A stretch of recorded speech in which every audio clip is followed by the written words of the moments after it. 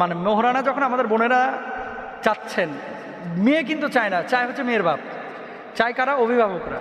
তো মেয়ে ওই সময় তাকে জিজ্ঞেস করা হয় না যে তোর এই পরিমাণ মোহরানা ধরা হচ্ছে। ছেলে চাকরি করে ঢাকায় বেতন পায় মনে করেন 15,000 টাকা, অথচ মোহরানা ধরে রাখছে প্রায় 10 লক্ষ টাকা। ও কিয়ামত পর্যন্ত আয়াত পাইলেও কিন্তু মোহরানা শোধ করবে না। পরে বাসর রাত্রে যে বউয়ের পাও ধরে মাপ চাই যে তোমার টাকা তো আমার, এই টাকা মাফ করে দাও। 3 দিন পরে মারামারি, এবার বাস একেবারে আক্রমণাত্মক অবস্থায় তোমার সাথে বিয়ে বসে আমি পাইলামটাকে। মেয়ের বাপকে যদি জিজ্ঞেস করা হয় এই পরিমাণ টাকা সে ইনকাম করে, এত বড় মোহরানা কেন ধরলেন? শুরুতে আটকায় দিলাম যাতে ভাগতে না পারে, তালাক দিতে না পারে। উদ্দেশ্য খারাপ। যেই ছেলের ব্যাপারে আপনার এরকম সন্দেহ আছে যে এর সাথে বিয়ে দিলে ছেড়ে দিতে পারে, আপনি তার সাথে বিয়ে দিতে যাচ্ছেন কেন?